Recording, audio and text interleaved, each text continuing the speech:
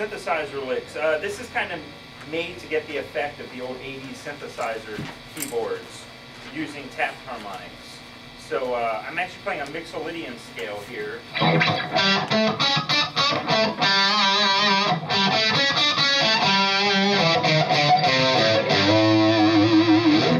And this almost even has a Jeff Beck type effect because he was playing with Jan Hammer and he was copying Jan Hammer a lot of the time. So he was getting the keyboard licks from him.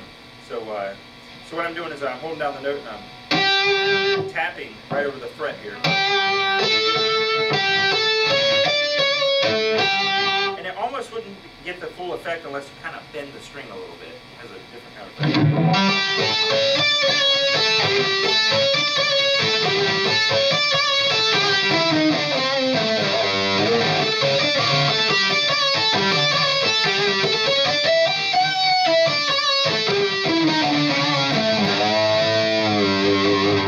Do you have to tap in a certain spot, like yes. for what notes you're playing? Are you like an octave? Right. Exactly. Exactly an octave up to get that. Yes. And you know, just because the fretboard ends doesn't mean the notes end. You know, those notes keep going up. So if you want to.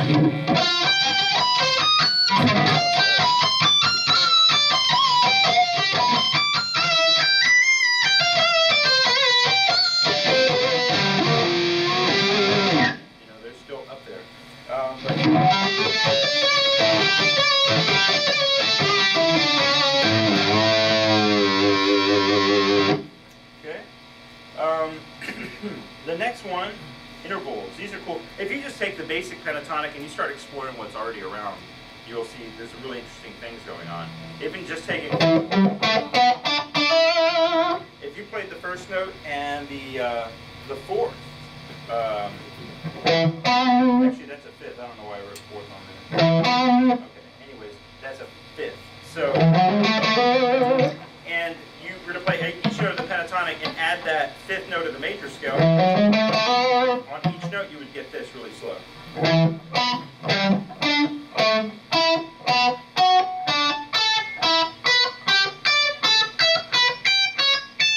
It almost seems pretty obvious, but you're basically playing power chords. It sounds something like power chords if you go. You get some really interesting lines out of that.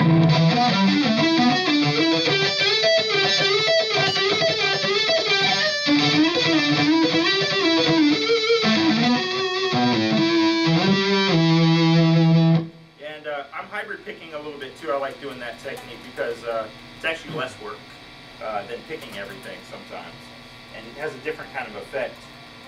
So if you just played, let's see, those were the fifths, but if you were to take these notes right here and play the fifth and kept continuing up, you would get this.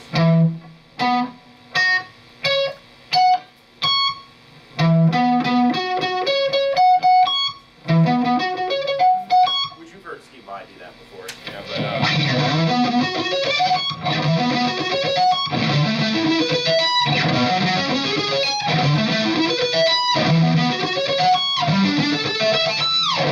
that's exactly what that is, just taking them up in fifths. So I'm basically playing the fifth power chord, and I'm building off the fifth of each note.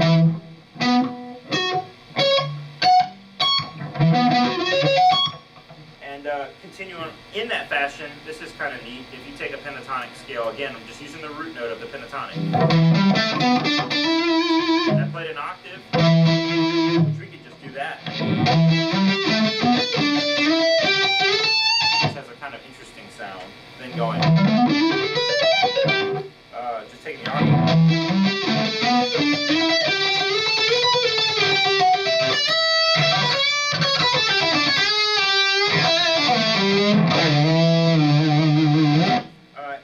We can take the octave and the fifth and you get this. We're going to go straight at the pentatonic scale.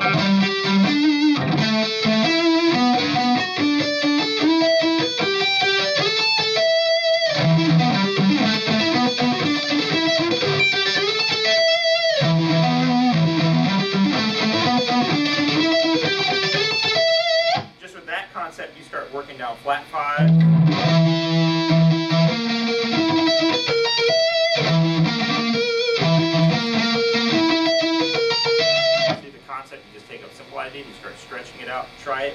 different modes. Try it, you know, even if you just took every 3 frets, a minor third.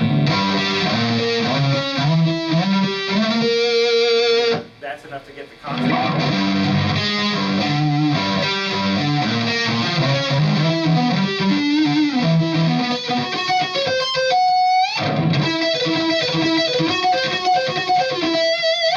There's a lot of stuff going on right inside the pentatonic scale. People don't realize that there are chords everywhere. If you just took random notes inside the pentatonic,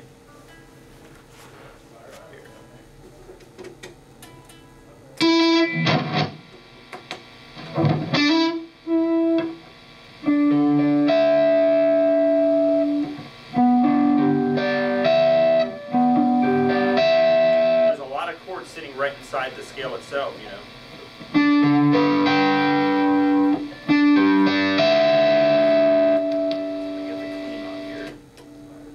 Eric Johnson do a lot of.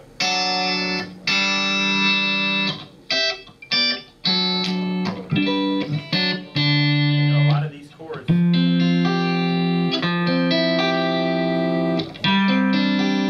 Right, you know, just write down the scale and circle 3-note triad chords in it. You can find a lot of chords.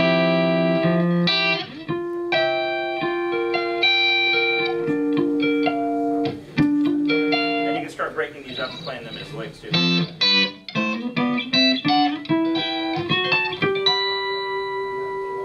And we'll hear some of that in the little tune we're about to play in a second. All right, let's play a tune and then we'll do the arpeggios. Is that cool? All right, let's do Dublin Jig.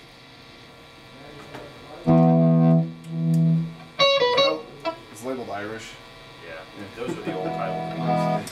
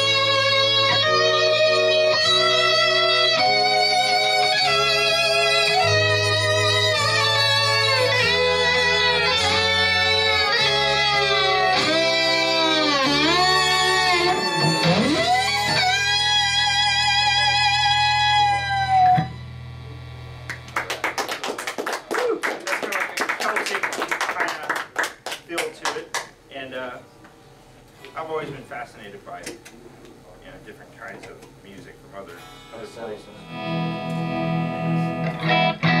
There's something to be learned from all these different styles of music, just from other countries, and just getting the sound of the bagpipe. You always got a drum going. This kind of.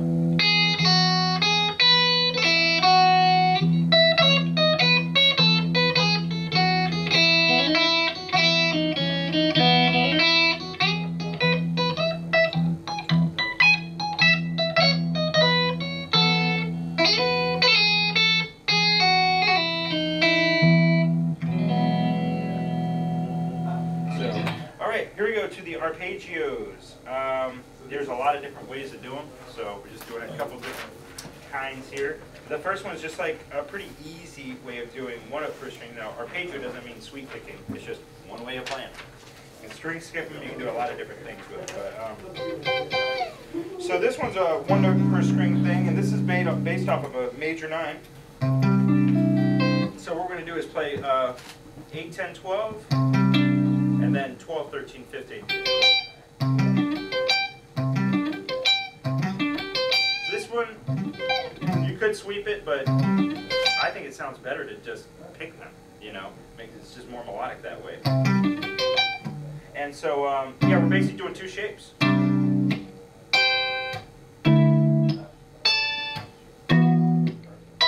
we put those together.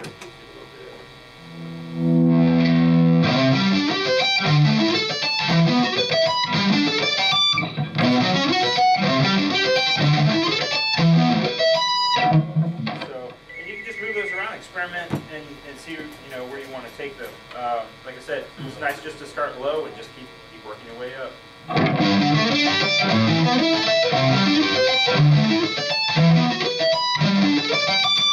So it might be really cool if you're playing something melodic.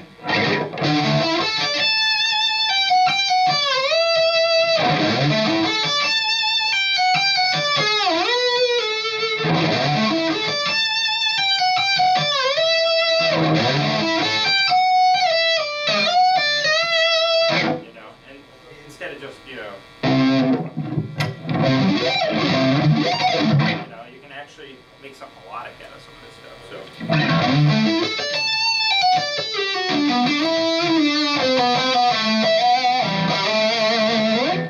All right, now this one the next one is a sweeping thing, and we're just holding a shape here.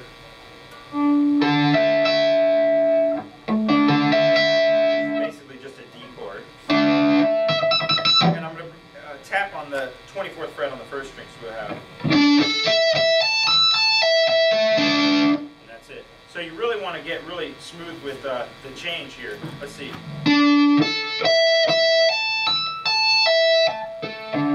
And you're after a while, you almost stop sweeping upwards because it's not even worth the bother. Because when you gain so much momentum, sometimes you don't need to.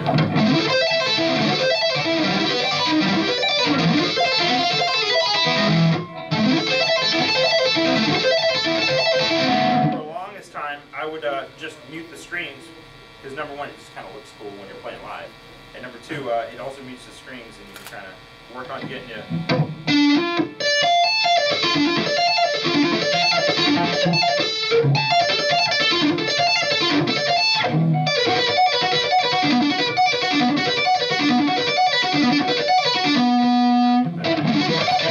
Almost sounds like too much work when you're using all the strings there.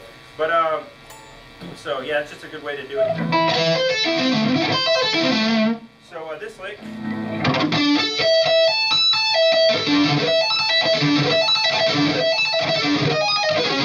You put that down in half steps. That's kind of different.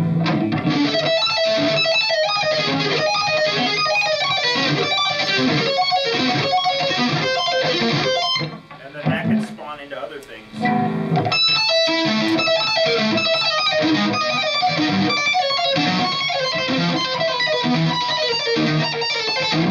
Get some really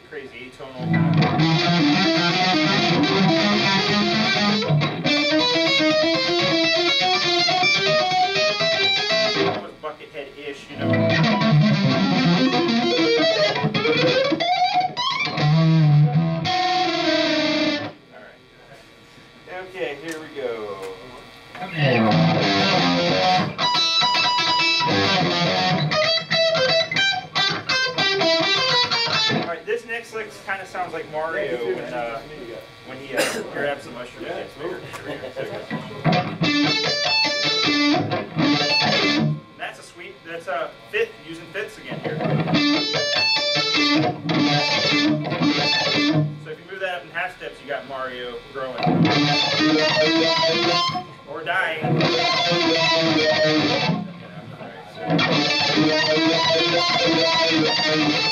So this like goes.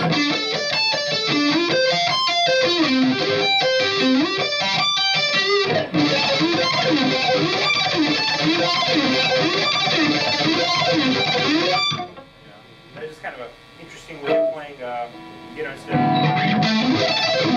it's got a different kind of feel. Alrighty.